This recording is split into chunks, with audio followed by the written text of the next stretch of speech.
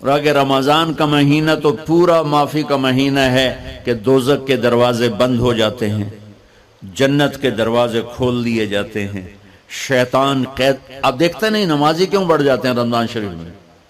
کہ وہ نامراد قید ہو جاتے. تو کسی کو زنجیروں میں باندھا ہو وہ چل تو نہیں سکتا، چھوڑ دو زنجیریں تو چل پڑے گا. تو اللہ تعالی ہم سب کی حفاظت فرمائے، کوئی دعویٰ نہ کرے، لیکن جو تھوڑا سا غفلت میں ہوتا ہے تو ایمان کمزور ہوتا ہے، انہوں تو شیطان بن کے جامع بھی نہیں دیتے. جمعے جاواں گے، جمعے کئی جمعہ بھی نہیں پڑھتے، عید تے جاواں گے، کوئی عید بھی نہیں پڑھتے. یہیں یہ ایک نگینہ سینما کے مالک نے بیان کروایا تھا اور اس نے بعد میں اس سینما کو گرا دیا. آج کل وہ کینیڈا میں ہوتا ہے.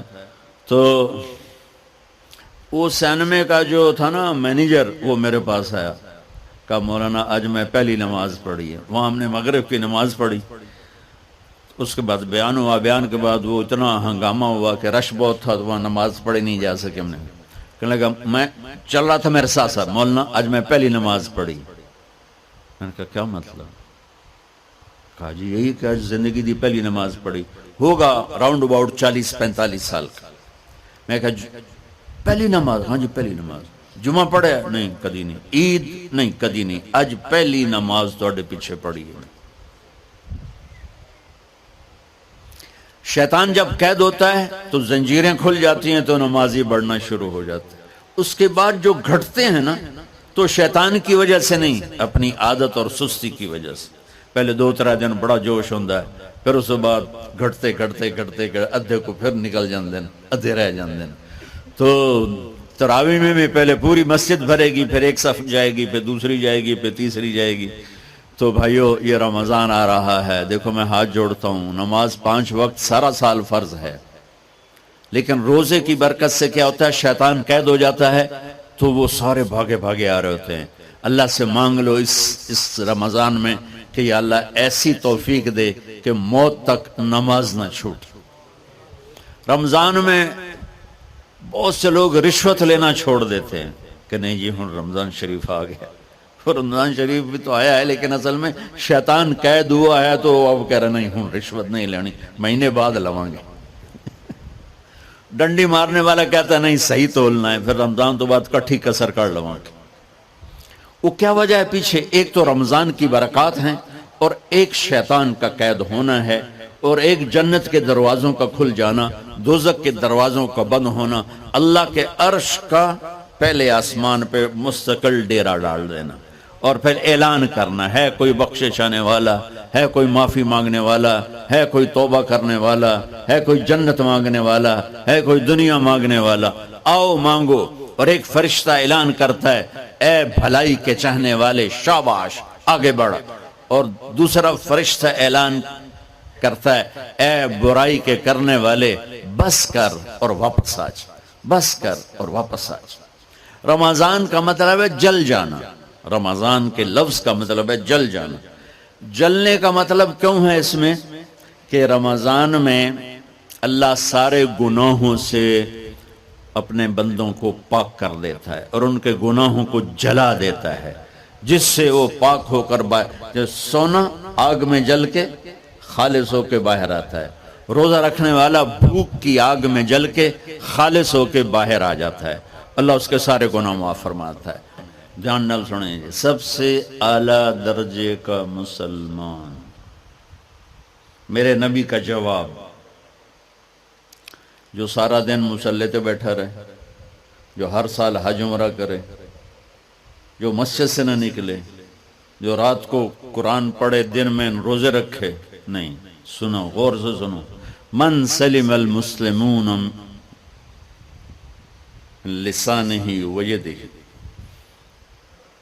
سب سے اعلیٰ درجے کا مسلمان فیصلہ بات کا وہ ہے جو اپنے مسلمانوں کو تکلیف نہ پہنچائے، جو ہاتھ اور زبان سے کسی کو تکلیف نہ پہنچائے، وہ سب سے اعلیٰ درجے کا مسلمان ہے. سبحان اللہ، کیا بات. میرے نبی سے ایک صحابی نے پوچھا یا رسول اللہ، ہمارے محلے میں ایک خاتون رہتی ہے، رات کو تہجد پڑھتی ہے، دن میں روزے رکھتی ہے، پر اس کی زبان بہت سخت ہے، بہت بےزتی کرتی. اب نے کہا جہنم میں جائے گی. کہا جی ایک خاتون ہے جو نہ نفلی روزہ، لیکن اس کی زبان کا بول بڑا میٹھا ہے، کہا وہ جنت میں جائے گی. تو سب سے اعلیٰ درجے کا مسلمان کون ہے جو کسی کو تکلیف نہ پہنچائے؟ پھر اس نے پوچھا ای الایمان افضل، سب سے اعلیٰ درجے کا مومن کون ہے؟ تو آپ نے فرمایا حسن الاخلاق، جس کے اخلاق اچھے ہوں وہ سب سے اعلیٰ درجے کا ایمان والا ہے. کیونکہ تکلیف نہ پہنچانا اخلاق کی ایک صفت ہے، اور اخلاق کی بے شمار اقسام. میرے نبی نے فرمایا اچھے اخلاق 360 صفات کا نام ہے. ایک صفت بھی کسی مسلمان مرد عورت کے اندر ہوگی تو جنت میں چلا جائے گا. سامنے ابو بکر بیٹھے تھے، کہنے لگے یا رسول اللہ کو میرے اندر بھی ہے؟ تو آپ نے فرمایا تیرے اندر ساری ہے، ساری تیرے اندر ساری. تو ابتدا بھی بتا دی، انتہا بھی بتا دی. اور عبادت بھی مسلمان کو اخلاق تک پہنچاتی ہے. اب سنو قرآن سے، اللہ تعالیٰ انسان کسے کہتا ہے؟ ایمان والوں کو. ان الذین کفروا من اہل الکتاب والمشرکین فی نار جہنم خالدین فیہا اولئک ہم شر البریہ. سب سے بدترین مخلوق وہ ہے جو اللہ کو نہ مانے، جو اللہ کہ دین کو نہ مانے. آپ نے کہا وہ سب سے بدترین مخلوق. تو لا الہ الا اللہ محمد رسول اللہ ہمیں انسانیت میں داخل کرتا ہے. انسان ہے ہی وہ جو لا الہ الا اللہ محمد رسول اللہ کا کلمہ پڑھتا ہو میرے رب کے نزدیک. نماز کیا ہے؟ نماز کیا ہے؟ بول بھائی. ہاں، میرا اللہ کہتا ہے ان الصلاۃ تنہا. اب آئی نہیں چل رہا.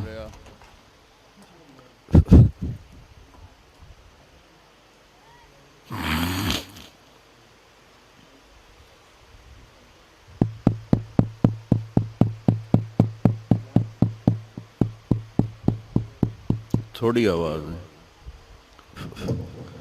نماز کیا ہے؟ ان الصلاۃ تنہا عن الفحشاء والمنکر.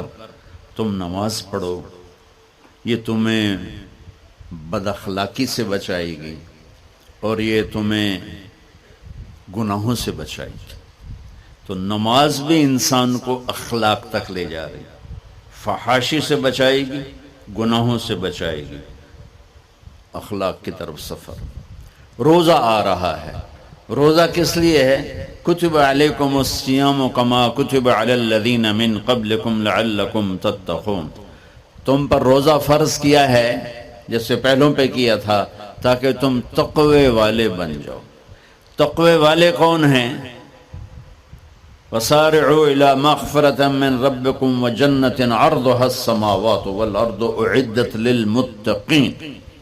کہ میرے بندو دوڑو جنت کی طرف جو تقوی والوں کے لیے. متقی کون ان دن تقوی والے یا اللہ؟ کہ الذین ينفقون فی السراء والضراء، کا جو میرے نام پہ سخاوت کرتے ہیں، چاہے تنگ دست ہوں چاہے پیسے والے ہوں، چاہے تھوڑا مال ہوئے چاہے زیادہ مال ہوئے، وہ میرے نام پہ خرچ کر دیں. الکاظمین الغیظ، جو غصے کو پی جاتے ہیں. والعافین عن الناس، اور جو لوگوں کو معاف کر دیتے ہیں. اللہ تعالیٰ کہہ رہا ہے یہ تقوی والے ہیں. تو روزہ بھی اخلاق پہ لے جا رہا ہے. فمن فرض فیہن الحج فلا رفث ولا فسوق ولا جدال. میرے رب نے کہا حج کا ارادہ کر لیا ہے تو زبان کی گندی، زبان کا گندا لہجہ اور زبان کے گندے بول سے بچو، لڑائی سے بچو، گناہوں سے بچو. تو حج بھی میٹھے بول پہ لا رہا ہے، لڑائی سے بچنے پہ لا رہا ہے، نافرمانی سے بچنے پہ لا رہا ہے. خذ من اموالہم صدقۃ تطہرہم وتزکیہم بہا وصلی علیہم. میرا رب فرما رہا ہے میرے محبوب ان سے زکوٰۃ لیں اور ان کو پاک کریں اور ان کا تزکیہ کریں، ان کو ایک اچھا انسان بنائیں۔ زکوٰۃ ہو اخلاق بنتے ہیں، روزہ ہو اخلاق بنتے ہیں، حج ہو اخلاق بنتے ہیں، نماز ہو اخلاق بنتے ہیں، کلمہ ہو انسان بنتا ہے۔ یہ اتنا زور کیوں دیا ہے اخلاق پر کہ میرے بھائیو، اچھا معاشرہ جو وجود میں آتا ہے وہ ایک دوسرے کو معاف کرنے سے وجود میں آتا ہے۔ مسجد نماز کے لیے ہے، اور نماز ایک انفرادی عمل ہے جو کر کے میں گھر چلا جاتا ہوں، دفتر چلا جاتا ہوں، پڑھوں نہ پڑھوں، نہ پڑھنے کا گناہ مجھ پر، پڑھنے کی نیکی مجھ پر۔ لیکن اگر میرے اخلاق برے ہیں، روزہ میری چیز ہے، رکھوں اجر، نہیں رکھوں پکڑ، زکوٰۃ دے دوں اجر نہ دوں پکڑ، حج کر لوں اجر نہ کروں پکڑ۔ صرف میری ذات سے کے گرد ہے نماز بھی، روزہ بھی، حج بھی، زکوٰۃ بھی۔ لیکن برے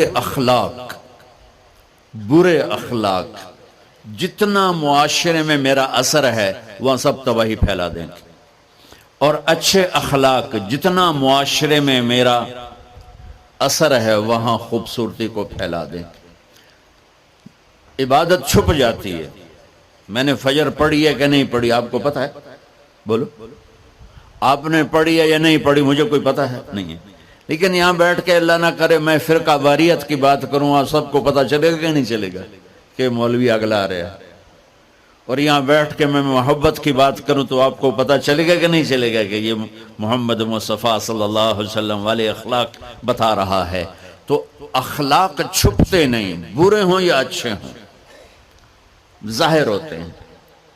اور سب سے زیادہ اس آدمی کا خاندان، جس آدمی کو بدتمیزی کی عادت ہے، وہ بیوی کے دل کو برباد کر دے گا، ماں باپ کے دل کو برباد کر دے گا، اولاد کو برباد کر دے گا، دوستوں کو، نوکروں کو برباد کر دے گا۔